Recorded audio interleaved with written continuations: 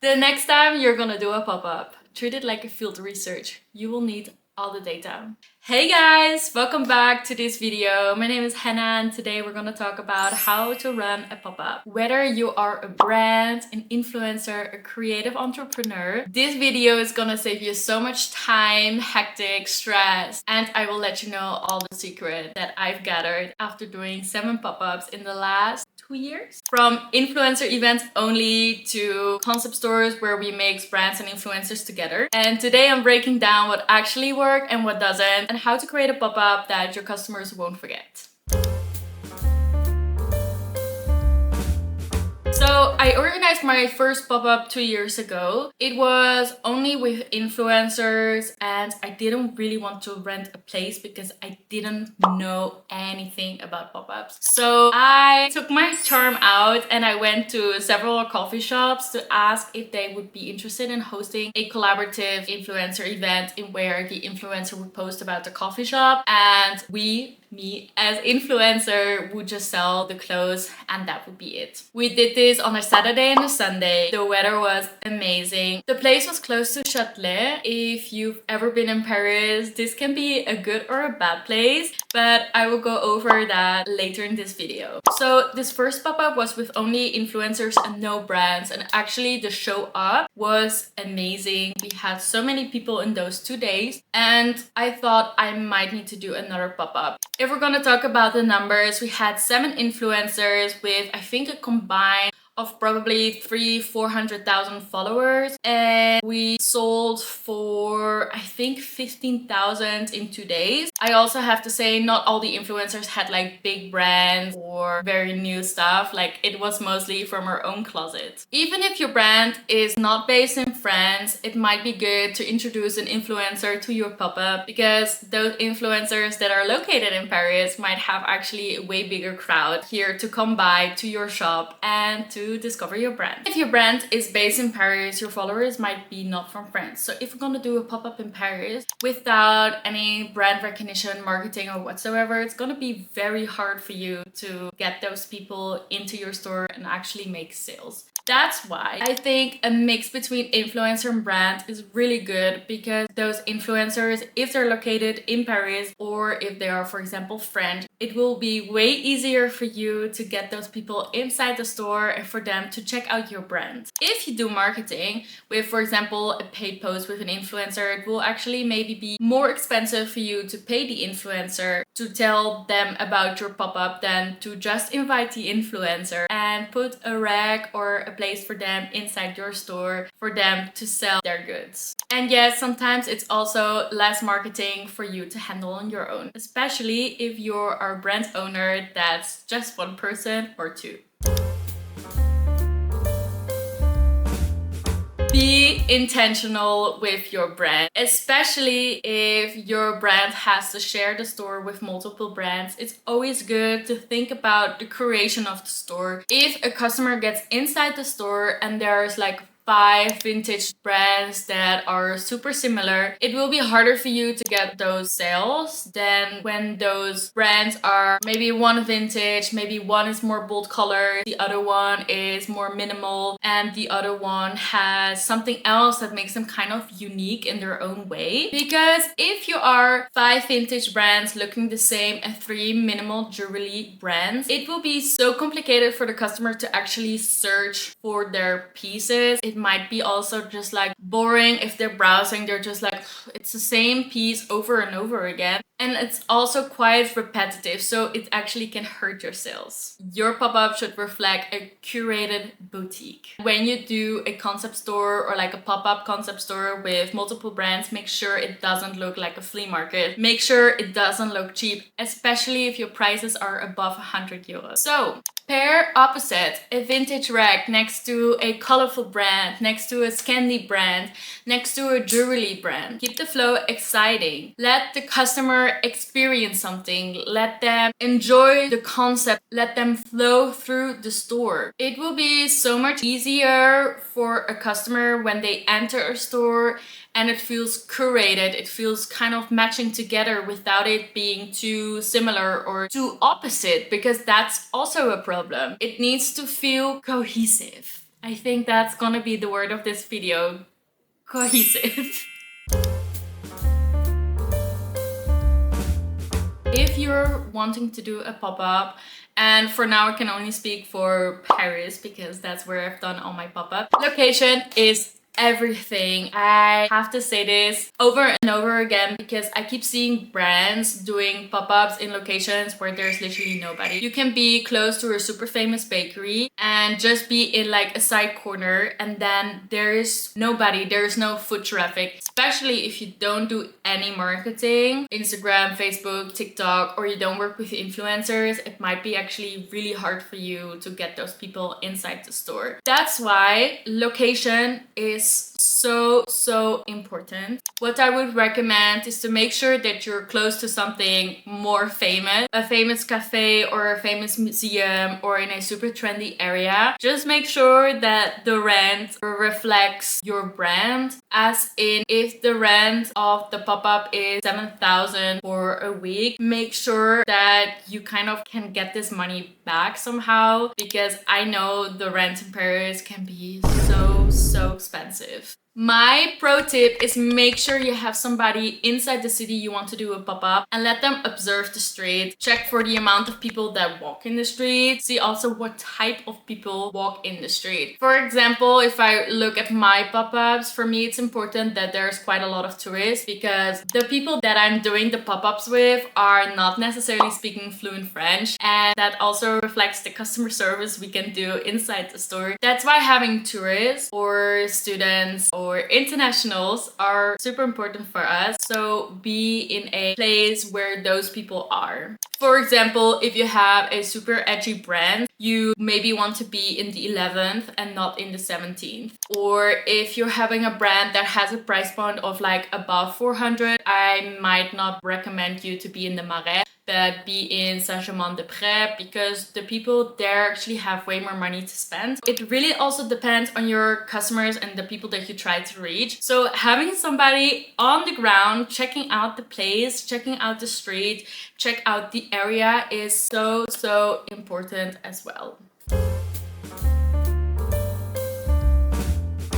This question I get all the time: for how long should you do the pop-up? You can either do it for a month or for 3 days or for a week. And as I've said before, it really depends who you try to target. If I look at the pop-ups that I organize, 3 days are the best if we do Friday, Saturday, and Sunday, because we are reaching the people that are on holiday, students, and people that are working. We've noticed that if we do a pop-up from Wednesday to Sunday, Wednesday and Thursday and kind of Friday are very slow, and Saturday and Sunday are the biggest days for us. But of course, that really depends who you try to reach, who your customer is, and which location you are in. But honestly, test before you commit. I would recommend to actually do short pop-ups in different cities like Milan, Paris, London, and Berlin or Amsterdam. Try to get those insights. Who is coming, what are the sales, what is also the price of the rent. And just because you have a high order coming from France, it might not mean that your brand will perform very well during the pop-ups in France. Get those insights, talk to the people that come to your pop-up, be flexible and try it out. I've also talked with brands that said they've done 2 pop-ups in Paris that are not doing super well. That is maybe because when you have a super summer collection, like that's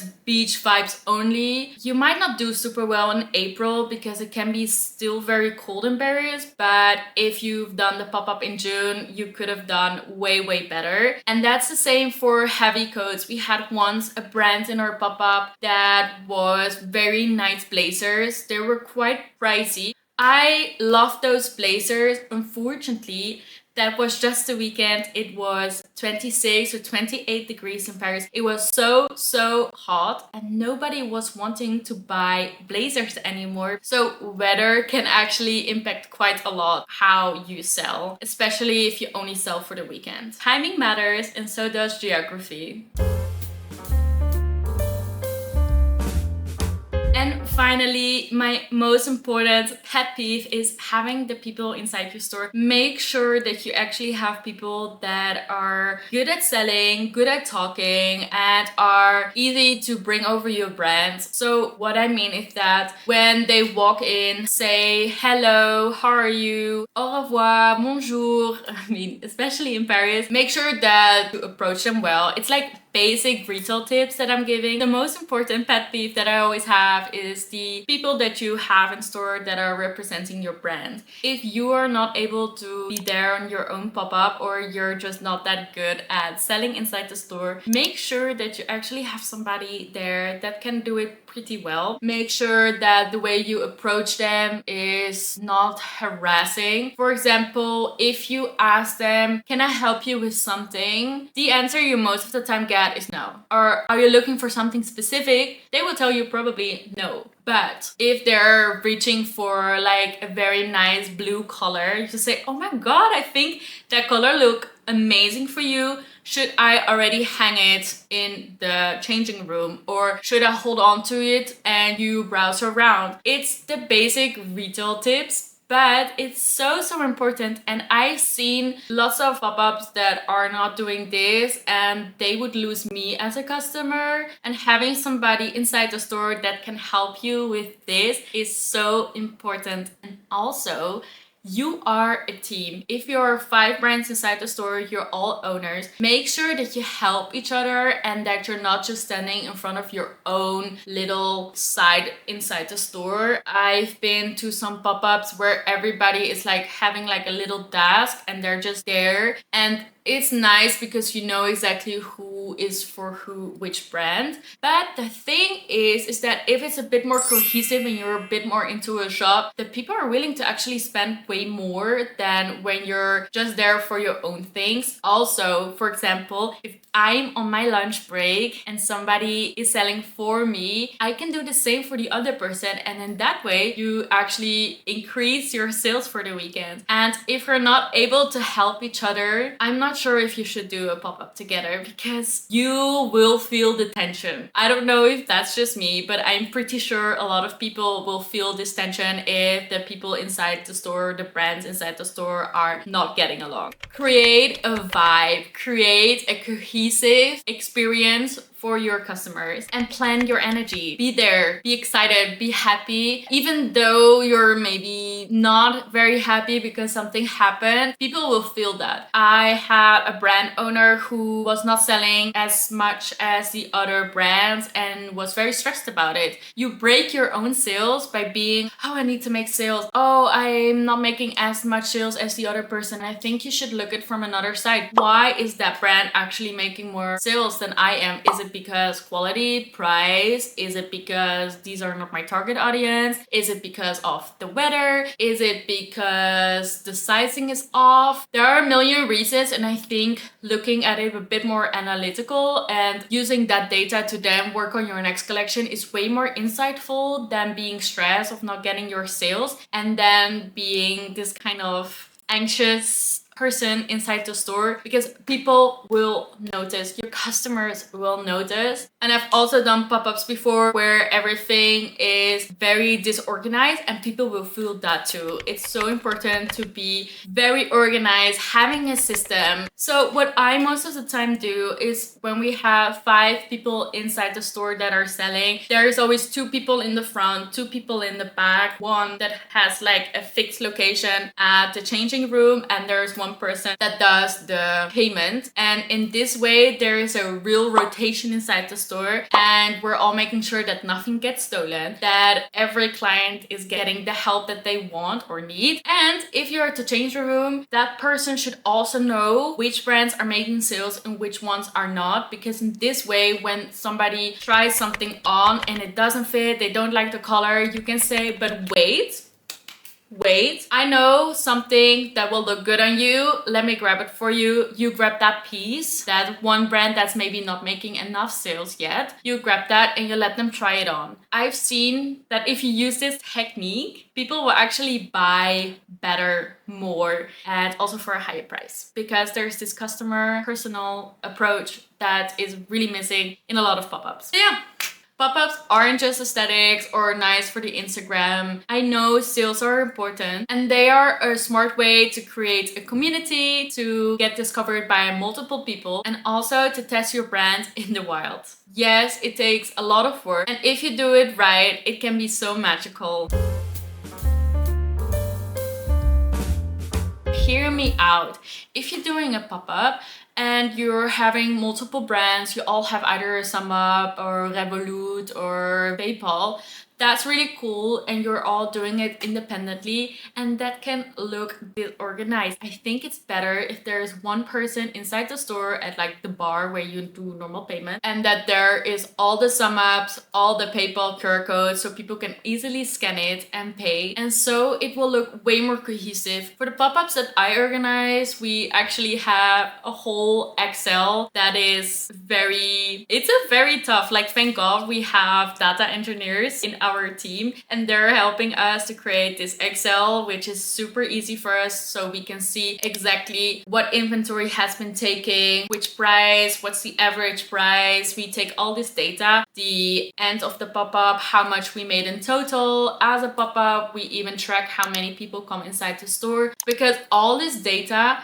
is important, so we know that if we do a pop-up next time in a different location or the different timing of the year, we kind of understand better how to do a better pop-up, how to be more efficient, which brands are doing better, what is the audience that comes from our influencers. And so having this data is way more valuable in the end than to think about it as only sales. So for example, what I do when I organize a pop-up, I send all the brands a short recap of why they did good or why they did bad, or where I think they should improve. There's many retail spaces in Paris that you can discover, but for example, I've heard brands that have done multiple pop-ups with other brands, or that have done pop-ups in the north, the south, or they've done a short pop-up with Printemps or Galeries Lafayette, or they have like a rack there, which is really cool. But having a retail space that works for you and your brand, that will come from data, and you will have to analyze that, and you will have to use that, and that will benefit you in the long run. Because I think that understanding that when you didn't sell well inside a pop-up, to understand why. The why is so